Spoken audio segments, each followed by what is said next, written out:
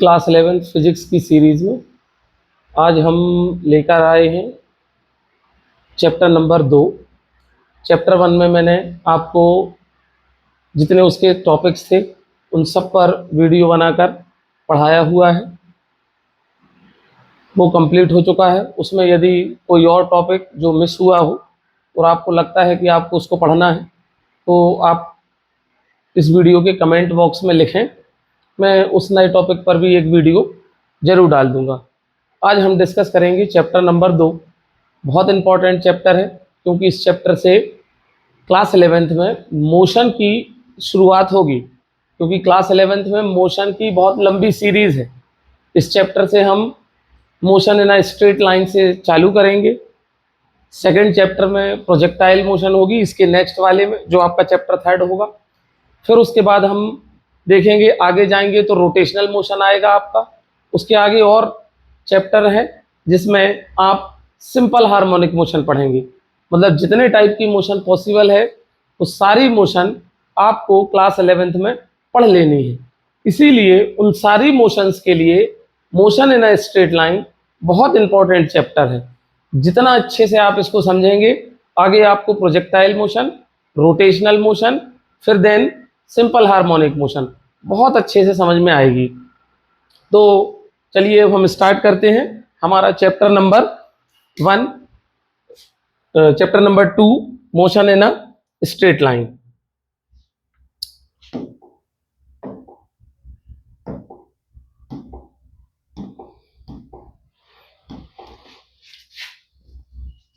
तो चैप्टर है हमारा 11th का, चैप्टर नंबर 2। चैप्टर क्या है आपका? Motion in a straight line. तो सबसे पहले तो मैं आपसे डिस्कस करूंगा मोशन के बारे में। मोशन है क्या? मोशन से पहले आप जानते हैं कि सारी चीजें जो आपको रेस्ट में दिखती हैं उनको हम रेस्ट में क्यों कहते हैं? क्योंकि वो टाइम के रिस्पेक्ट में अपनी पोजीशन को चेंज नहीं कर पाती, इसीलिए वो क्या है? रेस्ट में है। यदि कोई बॉडी टाइम के रिस्पेक्ट में या सराउंडिंग के रिस्पेक्ट में अपनी पोजीशन को चेंज ना कर पाए तो वो कहलाती है स्टेट ऑफ रेस्ट में। और यदि कोई बॉडी टाइम के रिस्पेक्ट में अपनी पोजीशन को चेंज कर ले तो उसको कहते हैं क्या? मोशन में। तो इसकी डेफिनेशन क्या आएगी? डेफिनेशन आएगी when a body changes its position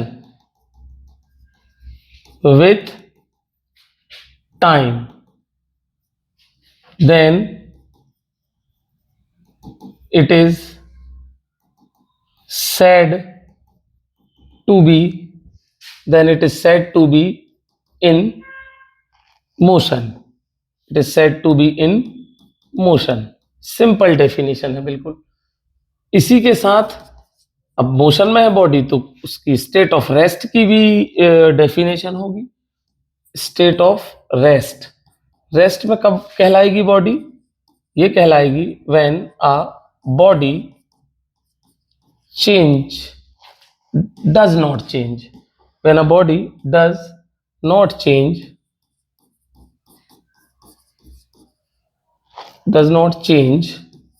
its position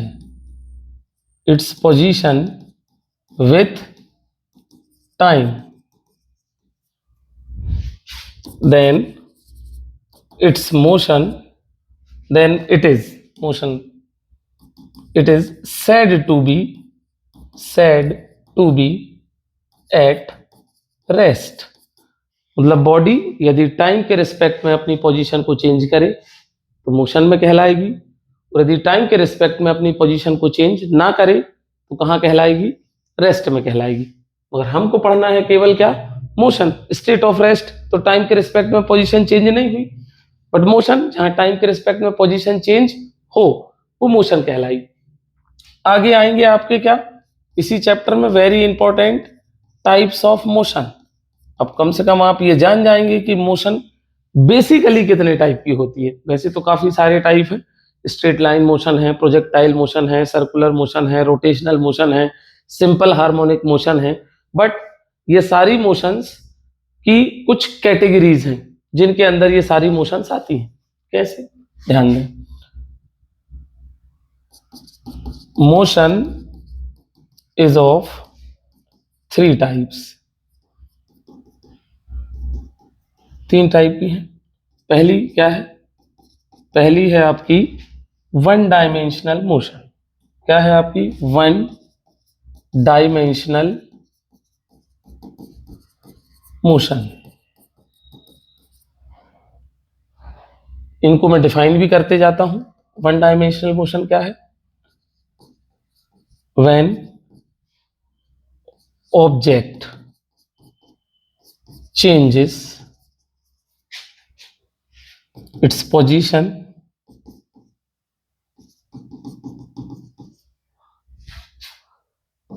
about any one coordinate, then its motion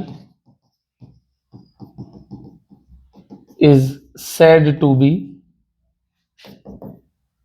one dimensional motion।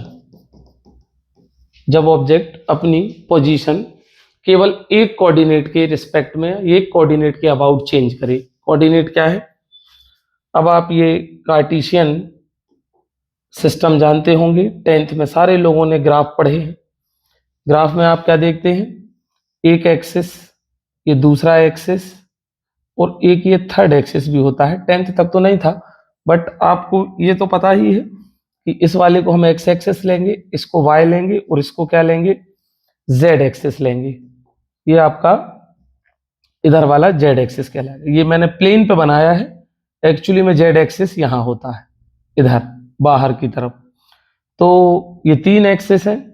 In 3 axis में यदि कोई बॉडी अपनी पोजीशन केवल किसी एक एक्सिस के अबाउट चेंज करे, मतलब वो अलोंग एक्स एक्सिस चले, या केवल अलोंग वाई चले, या केवल अलोंग जेड चले, तो उसकी मोशन क्या होगी? वन डायमेंशनल मोशन होगी। इसको मैं ऐसे भी रिप्रेजेंट कर सकता हूं कि मैं एक सिंगल एक्सिस बना लूं, ये यहां, इसको नाम दे दूं मैं क्या, कि भाई ये मेरा एक्स एक्सिस है। पहले सेकंड में मान लो बॉडी की पोजीशन ये है, दूसरे सेकंड में यहां है, तीसरे सेकंड में यहां है, चौथे में यहां है, पांचवें में यहां है। ये जो अपनी पोजीशन चेंज कर रही है, ये केवल एक ही एक्सिस के अबाउट चेंज कर रही है। जैसे यदि मैं आपसे पूछूं कि यदि ये 1 मीटर डिस्टेंस है, ये 2 मीटर है, ये 3 मीटर है, ये 4 मीटर है, ये 5 मीटर है, तो मैथमेटिक्स के हिसाब से और ग्राफ थ्योरी के हिसाब से मैं यदि इस पॉइंट के कोऑर्डिनेट्स पूछूं, तो ये तो एक्स एक्सिस है, यहां पे होगा इसका क्या? वाई एक्सिस होगा।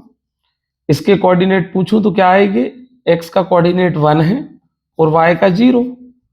ये इस पॉइंट के कोऑर्डिनेट्स पूछूं तो 2 और 0 आएंगे, इसके पूछूं तो 3 और 0 आएंगे, इसके पूछूं तो 4 और 0 आएंगे। क्योंकि आप यहां पे समझ लो, यदि बॉडी की पहली पोजीशन ये है, दूसरी ये है, तीसरी ये है, चौथी ये है, तो वाई एक्सिस के अबाउट तो मैं कुछ चेंज कर ही नहीं रहा हूं, ना जेड के अबाउट चेंज कर रहा हूं। मैं इस पॉइंट के कोऑर्डिनेट निकालूंगा तो 1 0 आएंगे, इसके निकालूंगा तो 2 0 आएंगे, इसके 3 0। मतलब कोऑर्डिनेट केवल किसका चेंज हो रहा है हर बार? एक्स का। वाई का हर बार क्या है? कोऑर्डिनेट 0 है। मतलब यहां पे बॉडी की पोजीशन केवल एक एक्सिस के अबाउट क्या हो रही है? चेंज हो रही है। इसीलिए ये मोशन क्या कहलाएगी? आपकी वन डायमेंशनल मोशन कहलाएगी। वन डायमेंशनल मोशन के लिए आपके पास कुछ एग्जांपल्स होंगे, आप लोग कमेंट बॉक्स में बता सकते हैं वन डायमेंशनल मोशन का। एक मैं बता दे रहा हूं आपको example. Motion of a train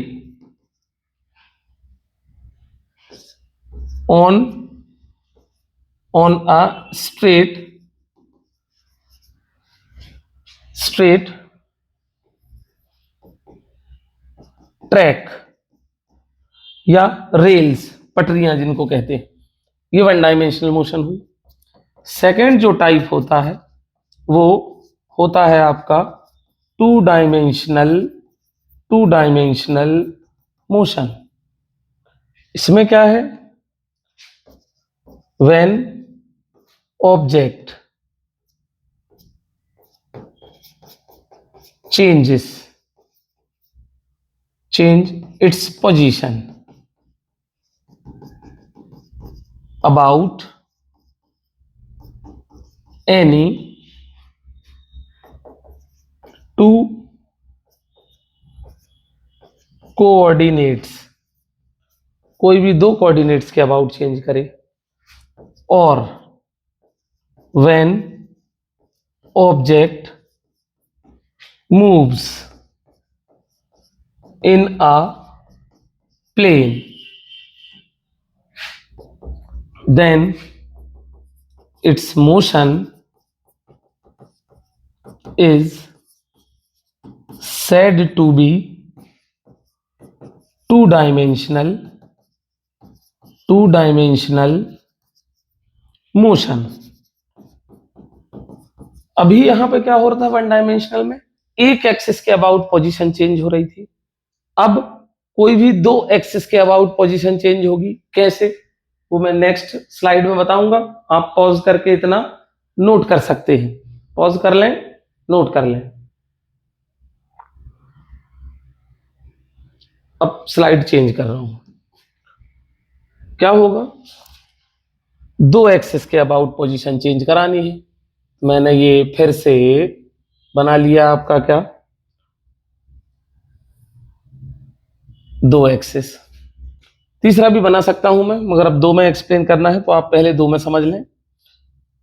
ये एक्सिस कुछ भी हो सकते हैं, मैं इसको एक्स ले लूं, इसको वाई ले लूं, चाहूं तो मैं इसको वाई ले सकता हूं, इसको एक्स ले सकता हूं, या मैं एक्स यहां भी ले सकता हूं, ये जरूरी नहीं होता है। अब मान के चल लो कि आपके पास ये यहां पर बॉडी है, पी पॉइंट पर, ये पॉइंट पी ले लिया, यहां मैंने बॉडी ले ली। अब आपको पता है कि इस पी पॉइंट के कुछ तो कोऑर्डिनेट्स होंगे, वाई एक्सिस से हम जितना डिस्टेंस निकालेंगे वो एक्स कोऑर्डिनेट कहलाएगा इसका। तो मान लो वो क्या है, x1, और x एक्सिस से हम इस पॉइंट का जो डिस्टेंस निकालेंगे वो y कोऑर्डिनेट कहलाएगा। क्या होगा ये, y1। x से डिस्टेंस तो हम y की तरफ चलते हैं तो y कोऑर्डिनेट लेंगे, y से डिस्टेंस x की तरफ चलते हैं तो x कोऑर्डिनेट लेंगे। मान लो ये वाली बॉडी इस पॉइंट P से यहां इस पॉइंट Q पर आ गई, ये वाला पॉइंट मैंने ले लिया क्या, Q, यहां से चल के यहां पहुंच गई। तो अब आप देखोगे इसने अपने x और y कोऑर्डिनेट तो चेंज किए ही होंगे। अब इसका यहां से डिस्टेंस नया चेंज हो जाएगा, ये होगा आपका x2, और जब मैं आपको यहां से डिस्टेंस बताऊंगा इसको लूंगा मैं क्या, y2।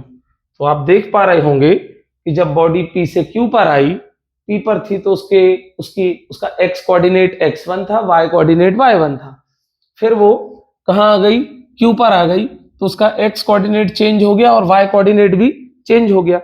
अब बॉडी के क्या हो रहे हैं, दो कोऑर्डिनेट चेंज हो रहे हैं, x और y।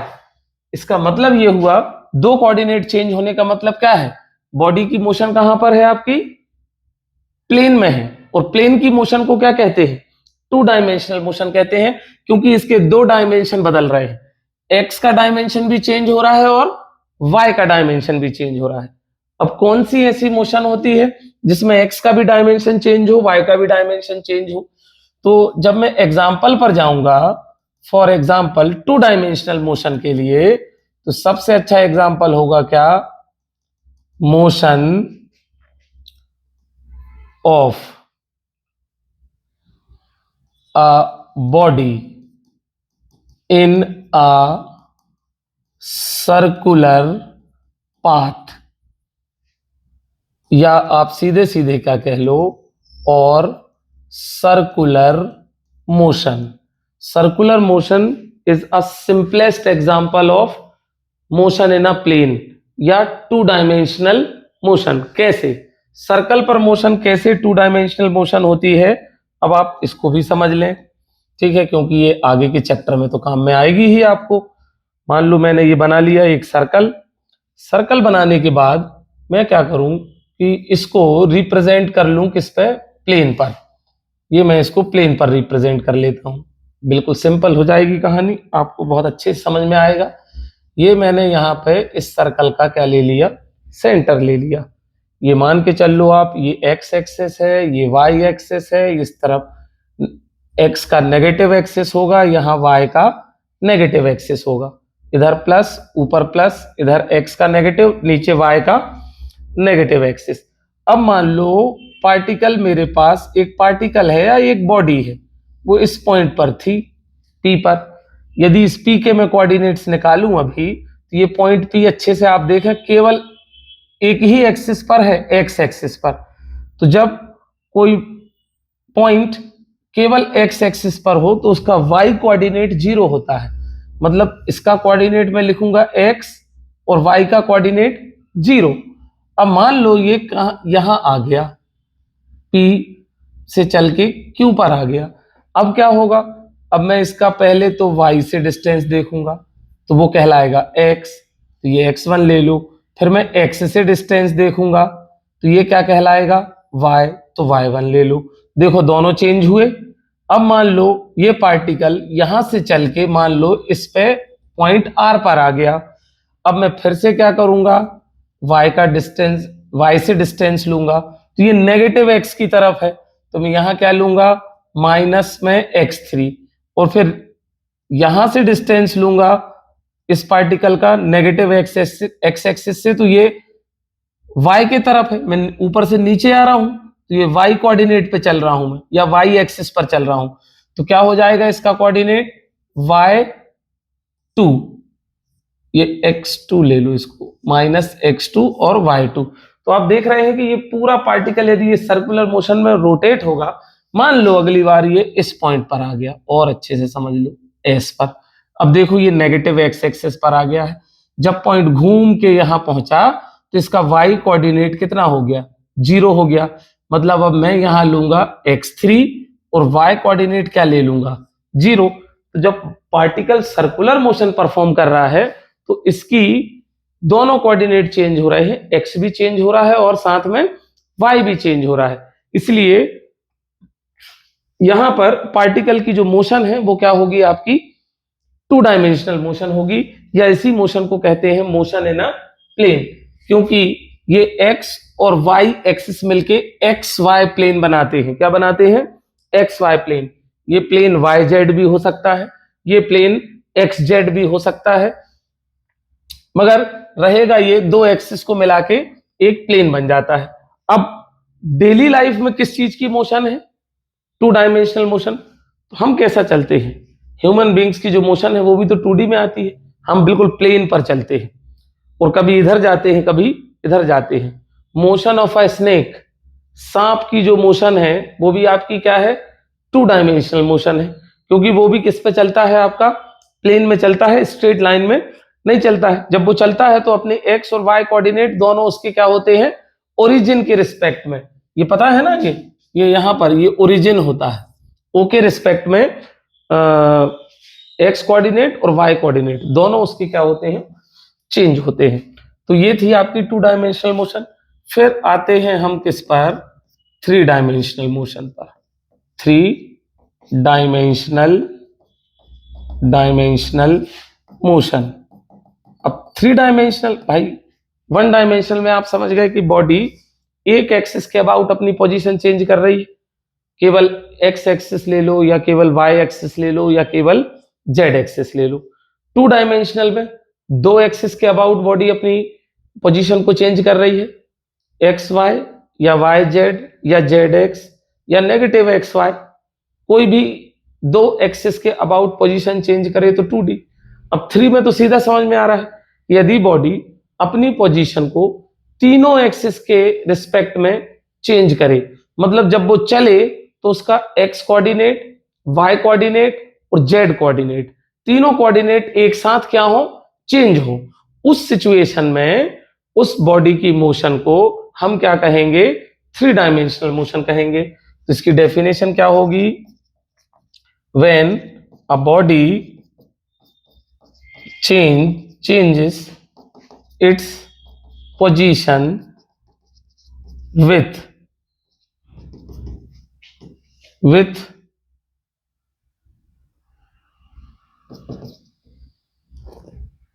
या विथ नहीं, अबाउट लिखो, about 3 axis, then its motion is called, क्या कहेंगे? 3 डायमेंशनल मोशन। फिर उसको हम क्या कह देंगे? 3 डायमेंशनल मोशन कह देंगे। कैसे? इसको भी मैं आपको कार्टेशियन पर ही समझा देता हूं। ये मैंने वर्टिकल डायरेक्शन में y ले लिया, ये x ले लिया, और यहां लिया मैंने क्या? z। तो क्या होगा? ये वाला आपका x एक्सिस, ये वाला y एक्सिस, और ये हो गया आपका क्या? z axis. यहां पे मैंने ओरिजिन ले लिया। मान लो कि मेरे पास इस पॉइंट P पर, मतलब ये पार्टिकल है, इसको मैंने दे दिया क्या? पॉइंट P से रिप्रेजेंट कर दिया। इस P के कोऑर्डिनेट्स क्या आएंगे? ये x एक्सिस पर है, तो मैंने ले लिया इसका कोऑर्डिनेट x। क्योंकि x एक्सिस पर है तो y कोऑर्डिनेट 0 होगा, z कोऑर्डिनेट भी क्या होगा? 0 होगा। मान लो ये चल के पार्टिकल P इस पॉइंट पर आ गया। अब पॉइंट ऐसा स्पेस में लेना है, मैं यहां नहीं बना सकता हूं क्योंकि ये एक्स वाई प्लेन कहलाएगा। स्पेस में लूंगा तो उस, मान लो मैंने पॉइंट P यहां थोड़ा दूर ले लिया, तो उससे x का भी डिस्टेंस होगा, y का भी डिस्टेंस होगा, और z का भी डिस्टेंस होगा। या मैं सिंपली आपको समझाना चाहूं कि ये x से मान लो इस पॉइंट पर आ गया, किस पर? y एक्सिस के किसी पॉइंट पर पहुंच गया, उसको मैंने q ले लिया। इसके कोऑर्डिनेट्स क्या होंगे? जब पॉइंट y एक्सिस पर होगा तो उसका x कोऑर्डिनेट भी 0 होगा, y कोऑर्डिनेट y होगा, और z कोऑर्डिनेट भी क्या होगा? 0 होगा। तो आप देख पा रहे होंगे कि ये पार्टिकल जब x एक्सिस पर था तो उसके ये कोऑर्डिनेट्स थे, y एक्सिस पर आया तो ये कोऑर्डिनेट्स हो गए। और मान लो यदि ये चल के कहाँ आ जाए? z एक्सिस के किसी पॉइंट पर आ जाए, तो क्या होगा? अब इसका x कोऑर्डिनेट 0 होगा, y भी 0 होगा, और z 0 नहीं होगा क्योंकि ये z एक्सिस पर प्रेजेंट है आके। तो जब ये चल रहा है तो इसके तीनों कोऑर्डिनेट्स क्या हो रहे हैं? चेंज हो रहे हैं। इसलिए ये मोशन आपकी क्या कहलाएगी? 3 डायमेंशनल मोशन कहलाएगी। अब कैसे? एग्जाम्पल देख लो भाई, रियल लाइफ एग्जाम्पल क्या है? सबसे बेस्ट एग्जाम्पल है motion of molecules, molecules of air. Air के जो मॉलिक्यूल्स हैं उनका मोशन 3 डायमेंशनल मोशन है, क्योंकि वो एयर जो है वो स्पेस में मूव करती है। ठीक है? या जैसे इसकी डेफिनेशन में भी आता है, हमने अभी लिखा कि when a body changes its position about 3 axis, ठीक है, या इसके 3 कोऑर्डिनेट चेंज हो। या एक और हम लिख सकते हैं, when when object moves in a space. जब कोई ऑब्जेक्ट स्पेस में मूव करे तो उसके तीनों कोऑर्डिनेट चेंज होते हैं।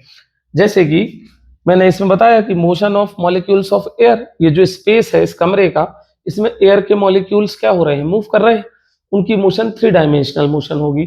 और भी ले सकते हो आप। सबसे बेस्ट एग्जांपल क्या है आपका?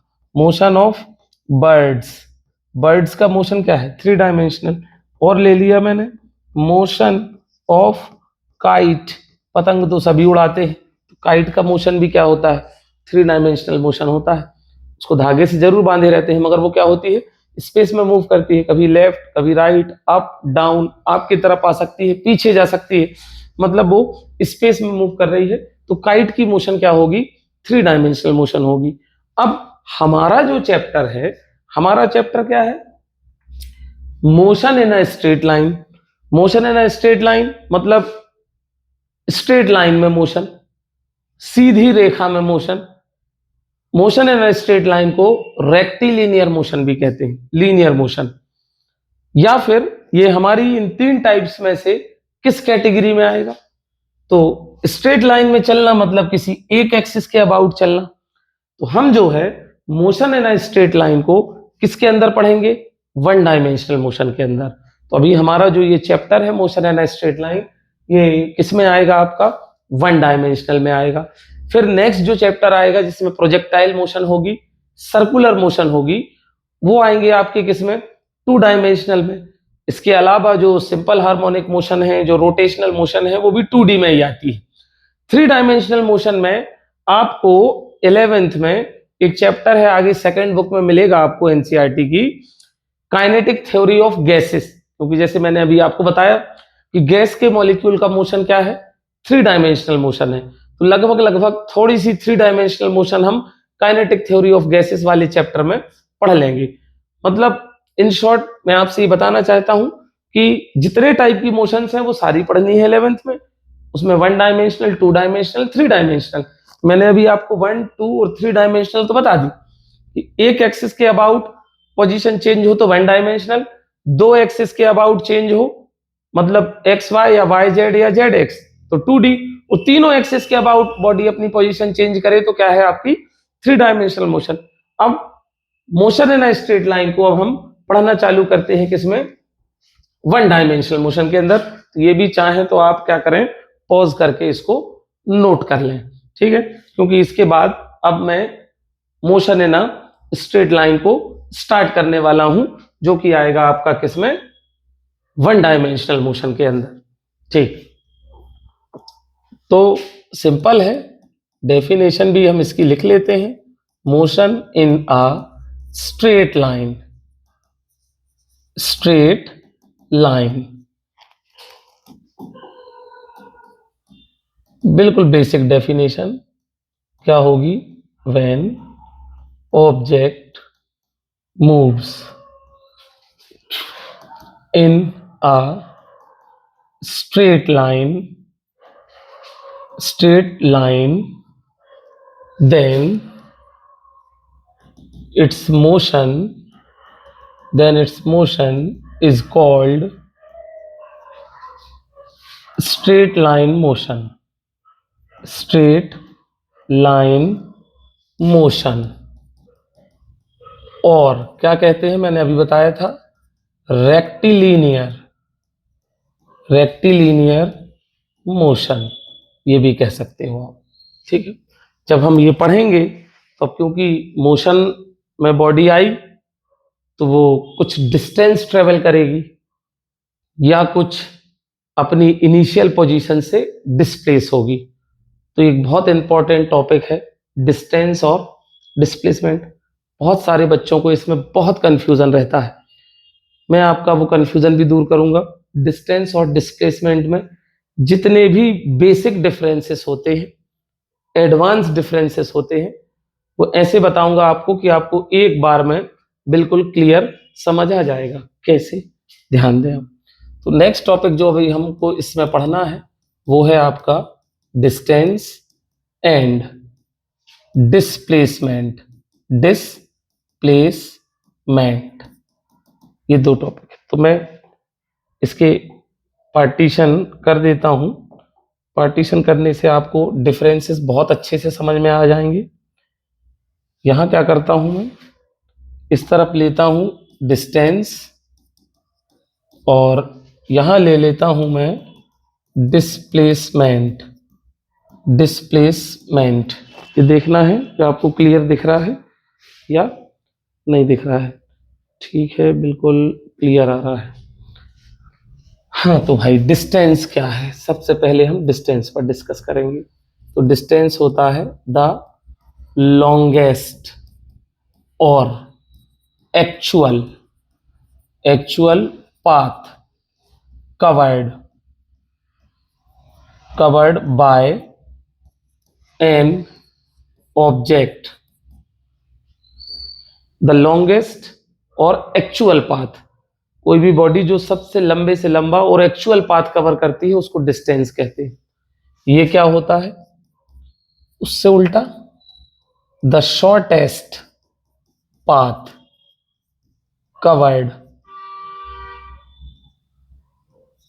covered by an object is called displacement. Displacement क्या कहेंगे उसको? डिस्प्लेसमेंट कहेंगे। पॉइंट नंबर 2 क्या है आपका कि इट डिपेंड्स, क्या आ जाएगा? It depends on the length of path. किस पर डिपेंड करता है ये? लेंथ ऑफ पाथ पर। ये it depends on only on initial and final position. केवल इनिशियल और फाइनल पोजीशन पर डिपेंड करेगा। कौन? डिस्प्लेसमेंट। कैसे?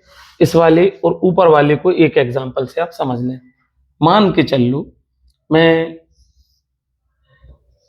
ए पॉइंट से बी पॉइंट गया, बी से फिर मैं सी पर गया, ठीक है। सी से मैं यहां डी पर आया और डी से मैं यहां ई पर आ गया। मान लो कि ए से बी का डिस्टेंस यहां से यहां तक 2 मीटर है, ये मान लो 1 मीटर है, ये भी मान लो कि 1.5 मीटर है और ये मान लो कि 0.5 मीटर है, 0.5 मीटर। अब मैं पूछूं कि मैंने कितना डिस्टेंस कवर किया, तो पहले मैं ए से बी गया, बी से सी गया, सी से डी, देन डी से ई। तो मेरा डिस्टेंस हो जाएगा ये 2 मीटर, 2 और 1 3 मीटर, 3 और 1.5 4.5 metre and 0.5, total 5 metre travel किया। मैंने डिस्टेंस कितना ट्रेवल किया? 5 मीटर। तो मैं डिस्टेंस को क्या लिखूंगा?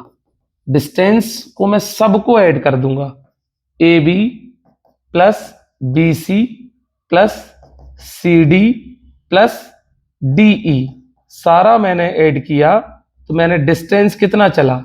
5 मीटर, सब ऐड कर दिए मैंने। 2 1 3 4.5 और 0.5 और ऐड किया तो 5 हो गया, ये मेरा डिस्टेंस। अब मैं डिस्प्लेस कितना हुआ? यदि मैं डिस्प्लेसमेंट निकालूं, डिस्प्लेसमेंट, तो क्या होगा भाई? कितना होगा?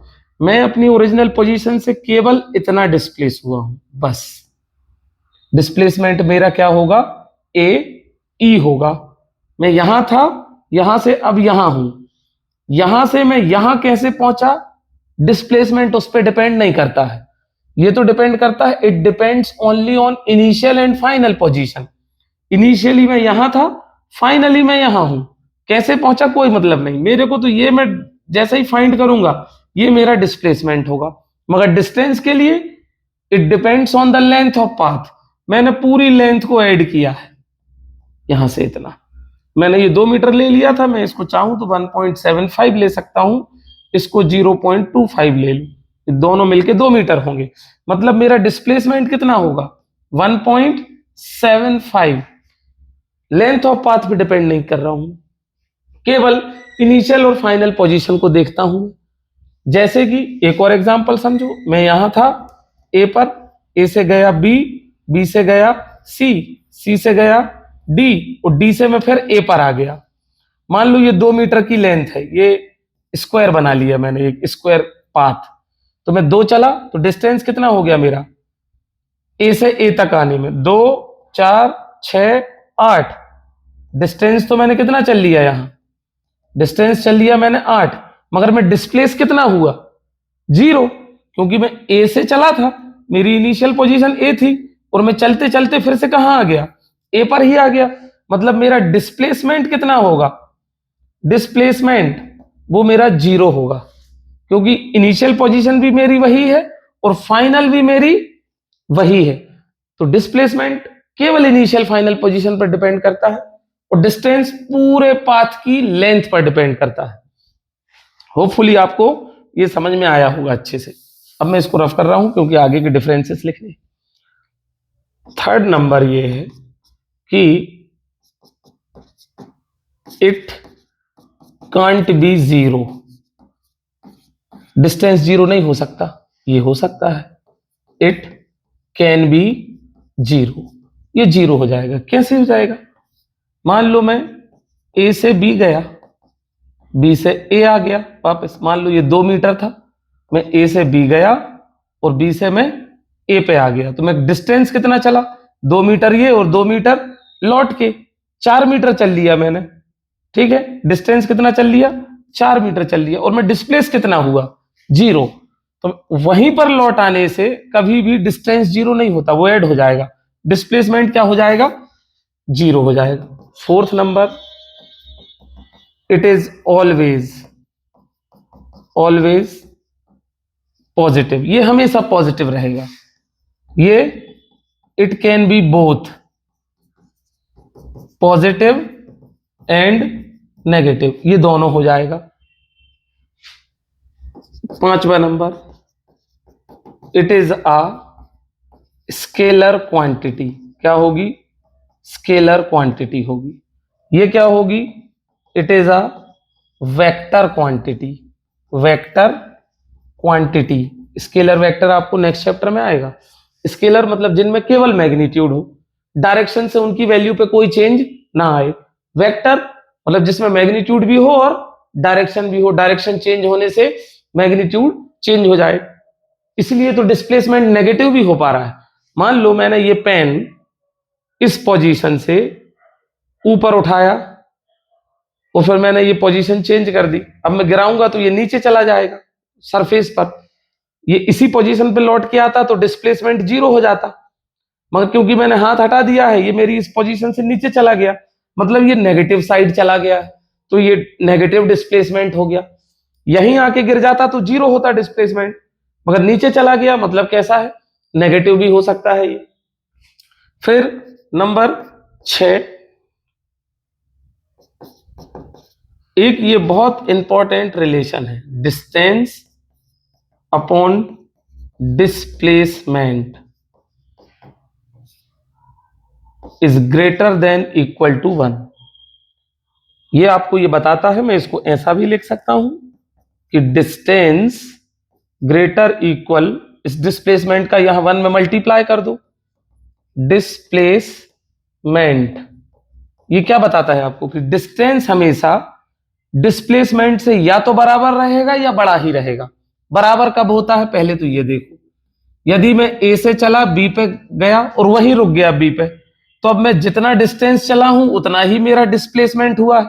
तो इस केस में डिस्टेंस और डिस्प्लेसमेंट बराबर है कि मैं ए से चला बी पे जाके रुक गया, तो मैं जितना मैंने डिस्टेंस चला उतना ही मैं डिस्प्लेस हुआ हूं। अब डिस्टेंस बड़ा कब हो सकता है? कि मैं ए से चला बी पे पहुंचा और वापस सी पे आ गया, तो अब मेरा डिस्टेंस क्या होगा? डिस्टेंस होगा A B plus B C. A B और प्लस बी सी, यहां से यहां तक का, फिर ये ऐड कर दिया, मगर मेरा डिस्प्लेसमेंट क्या आएगा? ए सी आएगा केवल। तो यहां तो डिस्टेंस ज्यादा हो जाएगा क्योंकि A B plus B C ये डिस्टेंस होगा और डिस्प्लेसमेंट इतना ही है। तो डिस्टेंस या तो डिस्प्लेसमेंट से बराबर होगा या हमेशा बड़ा होगा, छोटा नहीं हो सकता है डिस्टेंस। किससे? डिस्प्लेसमेंट से। तो फिर मैं वहां यहां पे भी ऐसा लिख सकता हूं कि जो डिस्प्लेसमेंट है अपॉन डिस्टेंस है वो क्या रहेगा? Less than equal to 1। मतलब ये आ गया क्या आपका? Displacement is less than equal distance. भाई उसका उल्टा है ये, कि डिस्प्लेसमेंट हमेशा या तो डिस्टेंस से बराबर या उससे क्या होगा? छोटा होगा। ये मेजर डिफरेंसेस हैं डिस्टेंस एंड डिस्प्लेसमेंट में। कुछ चीजें सेम भी हैं, जैसे कि इनकी यूनिट दोनों मीटर में निकलेंगे, चाहे डिस्टेंस और डिस्प्लेसमेंट हो। डायमेंशनल फॉर्मूला दोनों का क्या होगा? सेम ही होगा, क्योंकि सेम फिजिकल क्वांटिटी है। रिप्रेजेंट थोड़ा सा अलग करते हैं, ये होगा आपका it is represented by S, ये क्या होगा, किससे रिप्रेजेंट होगा, it is represented by S vector, ये वेक्टर का साइन है, ठीक, ये रिप्रेजेंटेड लिखा हुआ है बाय एस। ये मेजर डिफरेंसेस थे, होपफुली आपको समझ में आए होंगे।